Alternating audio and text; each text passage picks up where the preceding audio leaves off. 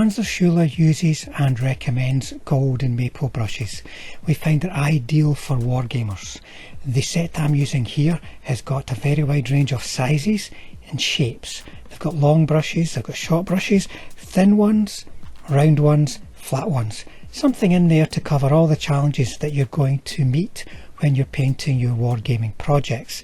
And the synthetic hairs are hard wearing and they keep their tips very well. We've been using this current set for about 1,000 hours of painting and they're still holding on strong.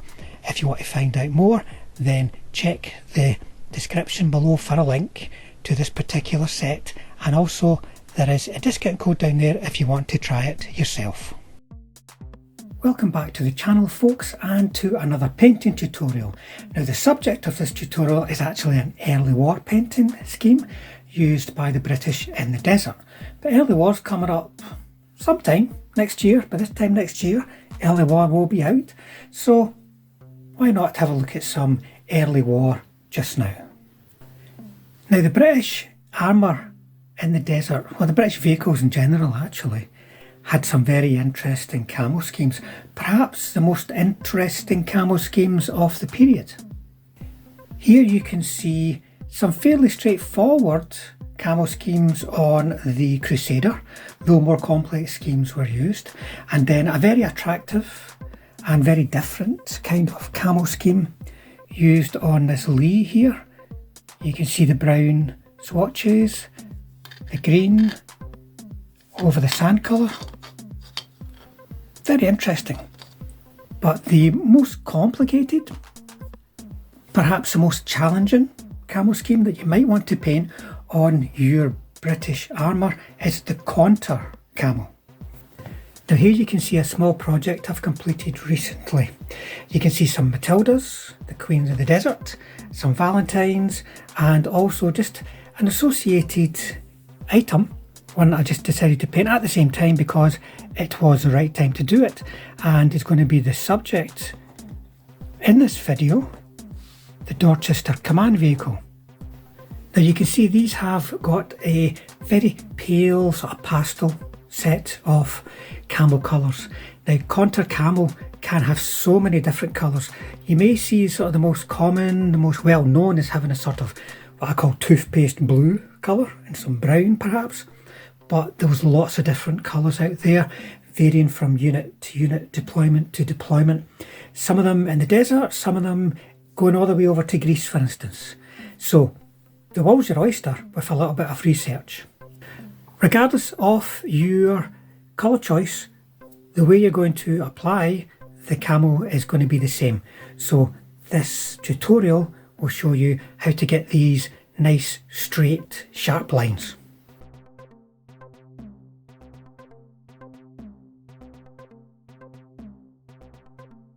So ready to start painting, and we've got a subject which is the Dorchester command vehicle.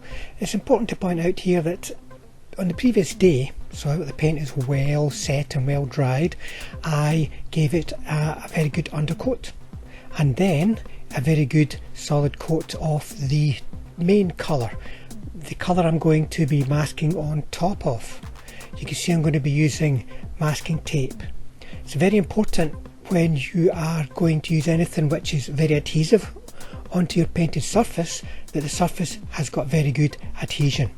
That's why I use a good undercoat, and for that I use Tamiya paint because it doesn't lift off easily, and then a good solid coat of your main colour that's going to sit on top of that undercoat, which means when you're taking your masking off there's less chance, especially when dealing with plastics, because that can lift quite easily, but there's less chance of the paint lifting off with the mask.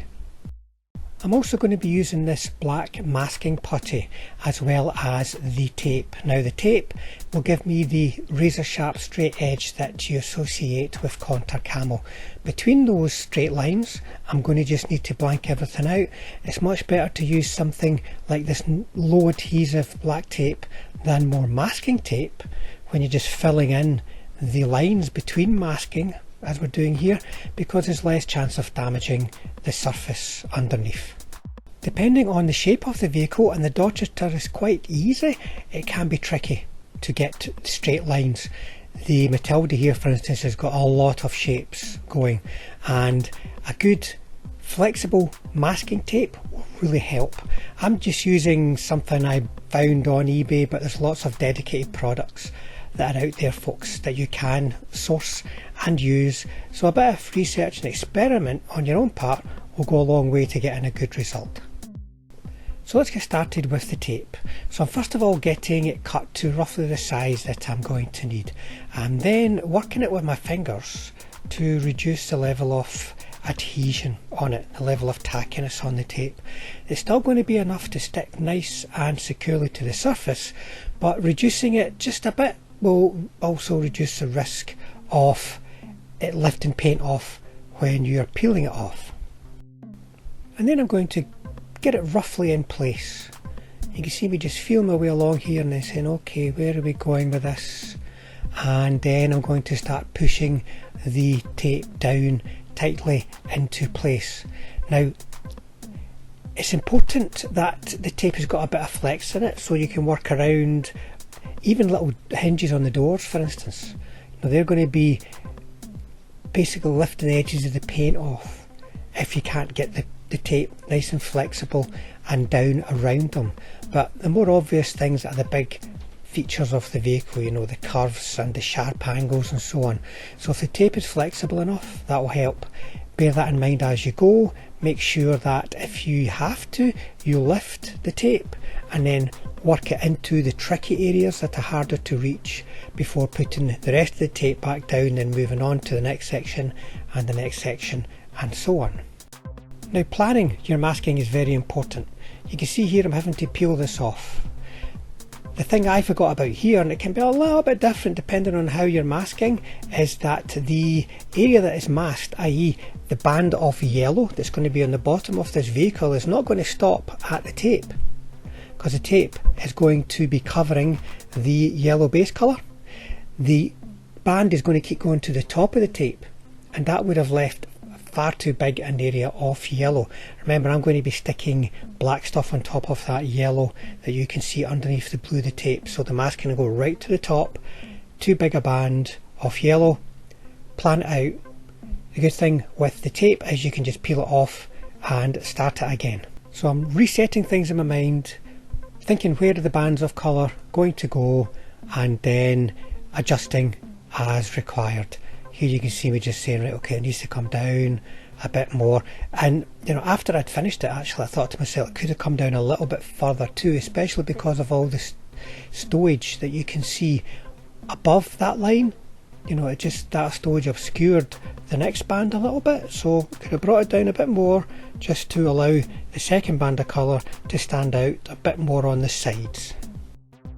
Now, for the next stage of the masking, before I do my first spray of Caunter colour, you can see I have added on the black masking tape on the lower bit of the hull.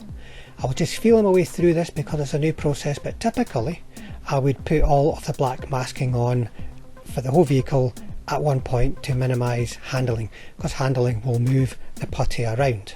And then for the tape, I'm going to define the outer edges of all the Camo colours here, so that the panel, the strip that's left down the middle of the roof, is going to have a lump of black stuff put on it and stay the base yellow colour.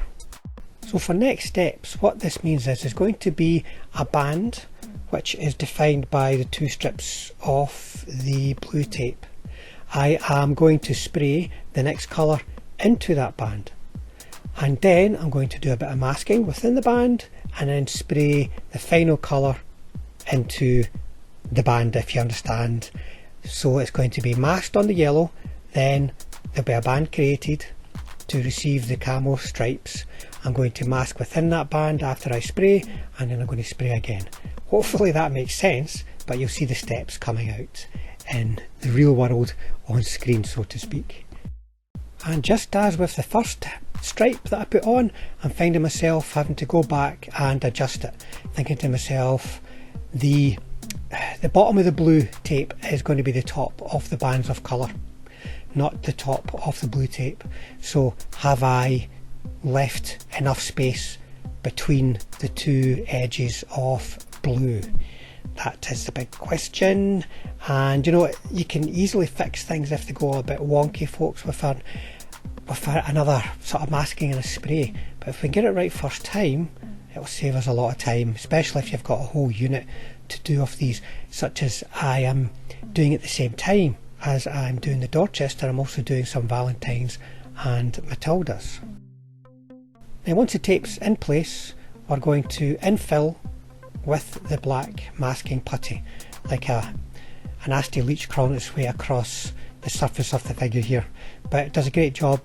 It has got low adhesion, which means you're not going to risk damaging the paint underneath when it's removed, and you can start to get a feel now for where the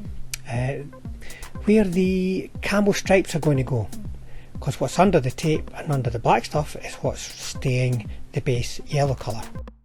Then we're ready to get back to the airbrush booth and spray on a band of the silver grey colour. That's a sort of pastel green type colour. Now it's important that you give this layer of paint enough time to be touch dry before you apply the masking tape. If you just go straight in, you may find that it will lift off any wet paint. So just a little bit of patience. It won't take long for it to dry, and incidentally you can dry the speeding time up off the paint by just spraying air from the airbrush across the surface. I find myself doing this sometimes if the weather's too humid or such, like even just when I'm applying my basic coats of paint, even if I'm not using the airbrush to apply the paint itself, the air from the compressor can dry things off. Say if you're using something like a hairdryer, for instance. And here you can see one of the Matildas that I'm working on as well, and get an idea of how the masking has gone down on that particular type of vehicle. Now this silver grey is quite a subtle colour, especially when compared to the base Portland stone colour. So make sure you're getting your layers on thick enough, and I don't mean thick, I just mean sufficiently opaque so the silver grey will stand out against the Portland stone. Then we're back to the blue masking tape and the black masking putty. It's important to remember when you're applying that strip of masking tape that the top of the tape is going to represent the top of the band of the silver grey. That's the pastel green colour. So this is where it's important that we're sizing everything up so that we're confident that the final band of colour, that's the green or slate colour, is the right size and in proportion to the other colour camos present. And once that line of tape is down, I'm going to be using some more black stuff just to block out the band of silver grey that I want to preserve. Then it's back to the airbrush and we'll spray on that green colour, the slate colour. Once again, just spray it across the surface, building up your layers so you've got a nice opaque finish to each band, and they'll stand out quite strongly with those nice defined sharp lines. Now one point to make is it's important your paint is not too thin as you're doing this, especially if you're not quite getting your pressure right, because if there is any area of the tape that is lifted or is not going down tight because of surface features, a thin paint will be blown underneath the tape if it has got too high a pressure on it. So just be careful, do several passes, build it up nice and slowly, and you'll get a nice solid finish across the whole surface. And once that final layer of paint is touch dry, we can remove the masking. Now I actually forgot to press record when I was removing the masking, so you're not going to see it in a great deal of detail. But here I basically removed the black stuff, which comes off nice and easy, but then it can be a wee bit tricky to get the strips of masking tape off. As you can see now, this is where you want to be careful, especially if you're working on a plastic kit. It's not so much a problem on resin, but on plastic. You see me using a cocktail stick there, that's quite good. I'm pushing the tape, I am not scraping the tape from the surface, I'm pushing the tape so that it lifts a little, so I can then get my fingernails in to then carefully peel it away. And that's the kind of process that you need to do. You may find that certain areas are nice and easy, other areas are a bit tricky. Just be patient. If you do it right, you shouldn't have too many problems. If the tape's not too sticky, you shouldn't have too many problems, and it should lift off quite nice to give you a solid finish. If you have any problems though, a little bit of paint can fix it. Once our Camo colours are down and we're happy with it, it's time to give it a coat of gloss varnish. Not a super heavy coat, just a fairly light coat to assist with the pin washing process. I'm going to be using an acrylic wash from MIG Ammo. Most people use an enamel wash. The key for pin washing is having something with a very low surface tension that will allow it to flow along panel lines and around raised features, and that's one reason why we put the gloss varnish on, to give a smoother surface to allow that capillary action, as it's called, to take place. The smooth gloss surface also allows us to clean up any excess wash a lot more easily than it would over a matte surface, because then the wash would tend to cling to that slightly rougher surface. Now you can see here I'm applying the wash carefully into the panel lines and around door hinges and such likes. It's a very accurate process if you get the right amount of paint on your brush and the paint has been thinned to the correct consistency. It's possible for that paint just to flow along certain panel lines, and it's also possible for you, with the right consistency as I'm doing here, just to paint it neatly and well controlled into these panel lines.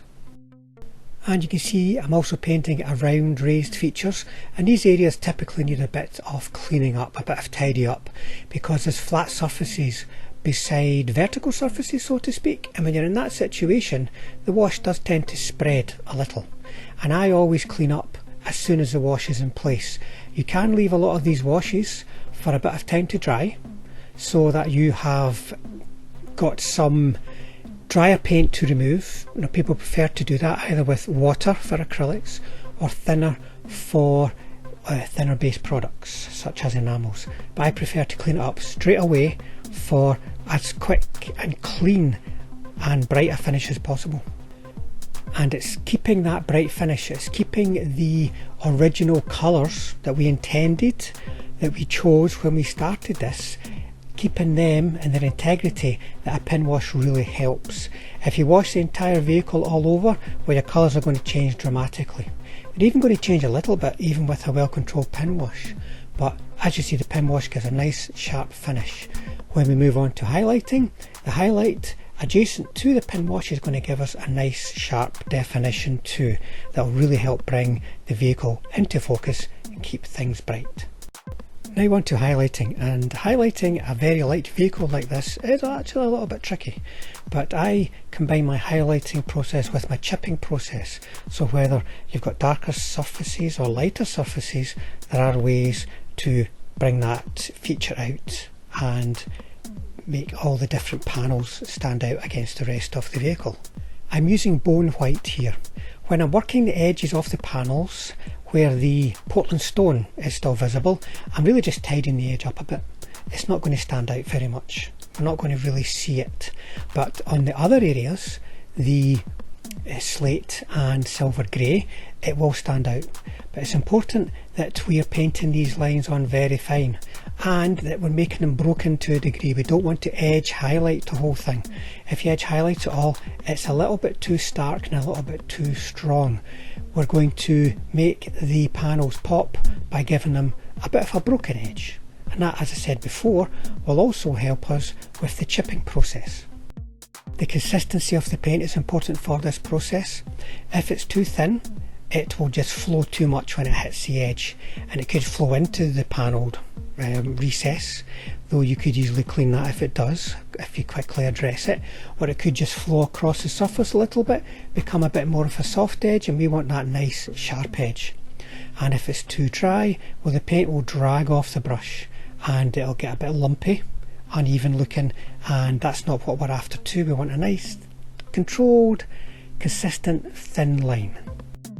And then, sticking with the bone white, I'm going to start adding some chipping and some scratches. It's important not to overdo this because we don't want to create the look of a vehicle that's actually like from a scrapyard or such likes.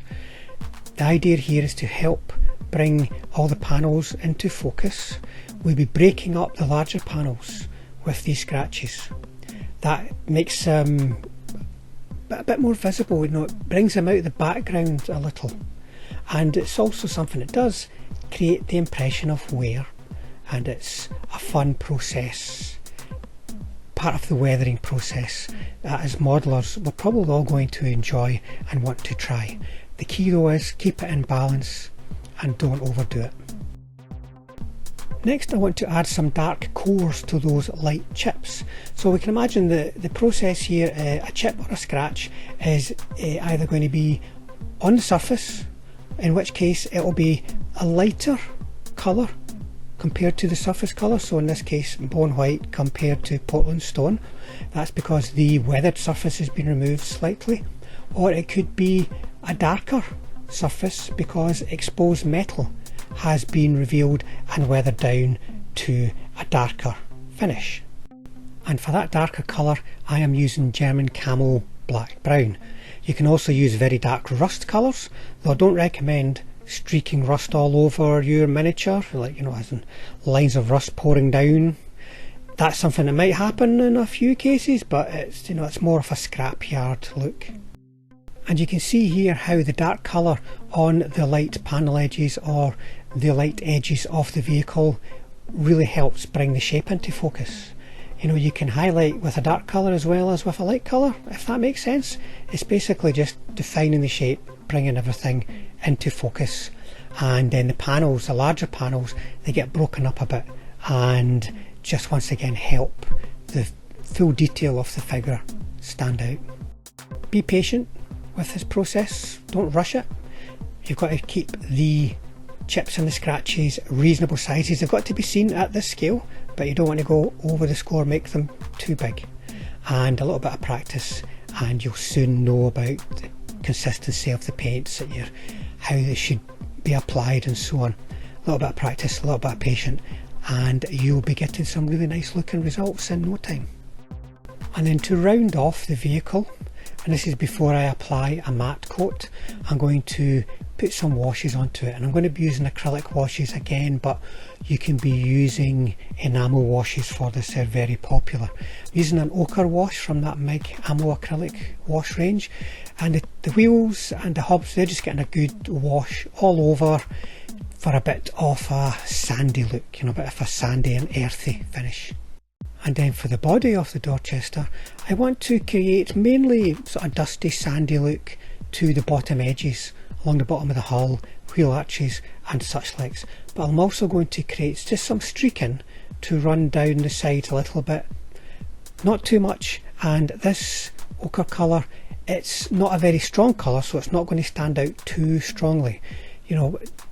Desert vehicles are more likely to be dusty, with perhaps streaks of dust running from condensation overnight, rather than really filthy looking. The acrylic wash I am using, just like enamels, it allows me to go back in and soften the look, redefine the area that's got a streak on it, for instance, or got the weathering along the bottom of the hull, just soften things down. You need that element of reworkability when you're doing weathering, and getting the proper wash is important. If you try it with ordinary acrylic paints, you're probably going to be in a whole world of pain because they'll dry too quickly on you. And then on the flat, very very flat and broad upper surfaces, I am going to just paint some more of this ochre wash in, representing accumulation of sand, dust and such likes. Break up the surfaces a little bit with it too, and then go back in with a damp brush and soften it all down in the same old style. And finally, one thing to consider when you're weathering your desert vehicles: if you want to make it look really really sandy and you apply it into all the recesses and such likes where dust would settle, you're going to get something which is going to be looking very very soft. It's going to lose its definition and lose its depth. So just give some consideration to adding the dust where it needs to be to give the correct setting to the vehicle, and not necessarily applying it in an absolute way that you would expect it to happen in real life. As I said, it'll just look like a little tiny little lump of sand. And we're going to call it done for this video guide, folks. Hopefully you found it interesting, maybe give you some ideas for your early war British when that comes out next year, or maybe just good to see some painting techniques on show for you. So as we finish off the video with some still photographs of some completed kits, just like to say, as always, thanks to all the subscribers out there and to you folks who just drop into the channel from time to time to see what we've got going on. If you'd like to subscribe and hit the bell button, that means we'll definitely see you all on the next one.